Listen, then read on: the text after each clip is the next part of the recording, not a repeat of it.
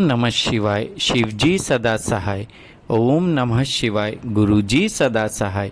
जय गुरुजी संगत जी। गुरुजी द्वारा स्वयं ब्लेस किए गए चैनल गुरुजी टुडे ब्लेसिंग्स में आपका स्वागत है।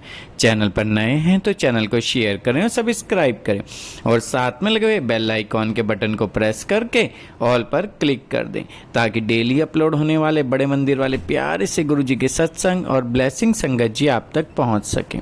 अपना सत्संग गुरुजी के प्यारे से चैनल पर अपलोड करवाने के लिए आप डिस्क्रिप्शन बॉक्स में दिखे मेरे व्हाट्सएप नंबर पर अपना सत्संग ऑडियो या वीडियो किसी भी फॉर्मेट में हमें भेज सकते हैं। जय गुरुजी। आज का सत्संग संगत जी बहुत ब्लेस सत्संग है। इस सत्संग को ज़्यादा से ज़्यादा शेयर कीजिएगा ताकि ज़्यादा से ज़्यादा संगत और उनके परिवार ब्लेस हो सकें। और इस सत्संग को हमारे साथ शेयर किया गुरुजी की बहुत ब्लेस संगत है गुरदासपुर से आंटी जी ने। मैं दिल से उनका शुक्राना करता हूँ कि उन्होंने गुरुजी से आज्ञा लेकर गुरुजी के इस प्यारे से चैनल पर अपना सत्संग शेयर किया। चलिए सत्संग स्टार्ट करते हैं। जय गुरुजी।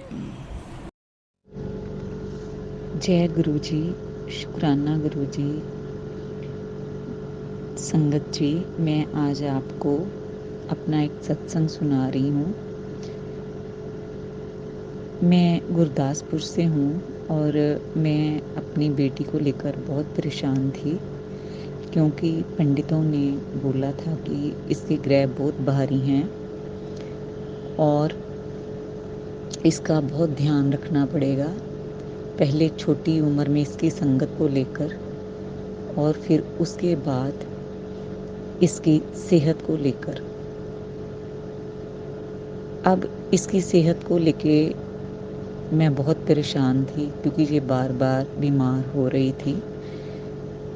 इसे कभी तो किडनी का स्टोन हो जाता, उसकी दर्द बार बार होती और कभी कभी इसको रसोली, यूट्रस में रसोली बताई गई थी, जो पानी की रसोली होती है वो बन गई थी और उसका दर्द बहुत तेज़ी से उठा। उससे पहले भी ये इसको जैसे डेंगू से लोग बीमार तो होते हैं लेकिन उनको आराम भी जल्दी आ जाता है, लेकिन तब भी ये डेंगू की वजह से जब बीमार हुई तो इसको आईसीयू में शिफ्ट करना पड़ा। एक के बाद एक कोई ना कोई प्रॉब्लम बेटी के साथ होती रहती थी। फिर उसके बाद मुझे गुरुजी के बारे में पता चला।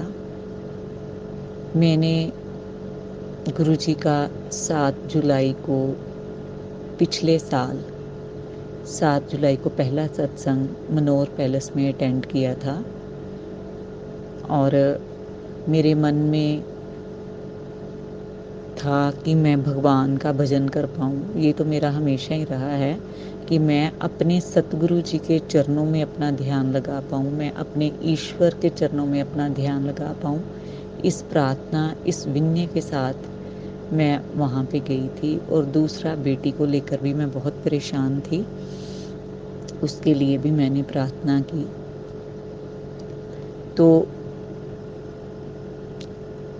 उसके बाद मैंने कुछ और भी सत्संग गुरुजी के अटेंड किए, जितने मैं कर पाई, जहाँ मेरे आसपास हुए।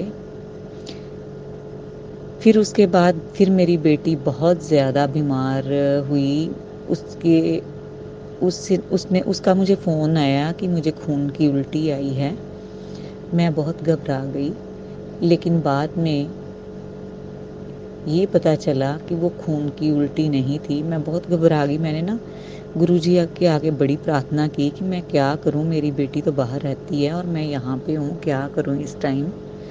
तो मैं जैसे एक माँ होने के नाते ऐसा सुनने पर जो दुख होता है वो एक माँ ही समझ सकती है, जहाँ हमारे भगवान गुरुजी समझ सकते हैं कि उस वक्त मेरे दिल पर क्या बीत रही थी जब मैंने सोचा कि मेरी बेटी को खून की उल्टी हुई है।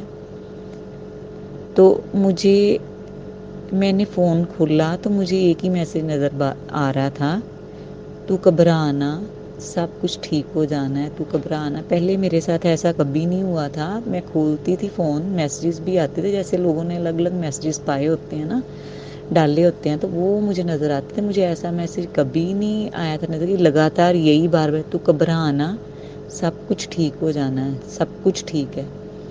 अच्छा, वो टाइम तो किसी ना किसी तरह निकला। डॉक्टर्स ने टेस्ट लिए, सारे टेस्टों की रिपोर्ट्स ठीक आई और लास्ट में डॉक्टर्स ने ये बताया कि गले में इसको एसिडिटी वगैरह की वजह से कोई जो भी वॉमिट हुई है, तो इसने उल्टी करने की, ज़ोर लगाकर उल्टी करने की कोशिश की और जो इसके नेल्स थे ना, उनमें से एक नेल गले के अंदर लग गया और जिसकी वजह से ब्लड आ गया वॉमिटिंग में। वो जख्म भी रहा इसके गले में, बाद में धीरे धीरे ठीक हो गया और उस चक्कर में जो डॉक्टर्स ने टेस्ट किए इसकी बॉडी के, वो सारे ठीक आए। फिर इसने डर के मारे थोड़े दिनों के बाद अपने बाकी के भी टेस्ट करवा लिए कि चलो देख लूँ मैं ठीक हूँ। तो मुझे फ़ोन आया कि मम्मा मेरे सारे टेस्ट बिल्कुल ठीक आए हैं। मुझे डॉक्टर्स ने बोला कि आपके कोई स्टोन नहीं है, आपके कोई रसोली नहीं है और ना ही कोई और प्रॉब्लम है और आप जाओ, निश्चिंत हो जाओ। संगत जी, ये जिसके साथ होता है उसको ही पता होता है कि हाँ, इतनी देर से ये परेशानी जो मेरे मन में बनी हुई थी, वो गुरुजी ने इस तरह से दूर की।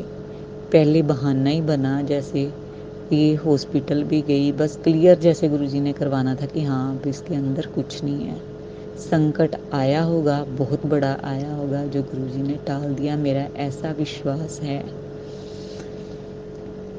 तो मैंने यही बोला था कि गुरुजी अगर अब मेरी बेटी ठीक हो गई तो मैं अपना सत्संग संगत के साथ शेयर करूँगी। तो आज मैंने अपने घर पे सत्संग किया है 1 घंटे का, खुद से अकेली ने बैठकर, और इस समय मैंने ये सत्संग भी शेयर किया है। जय गुरु जी, शुक्राना गुरु जी, जय संगत जी।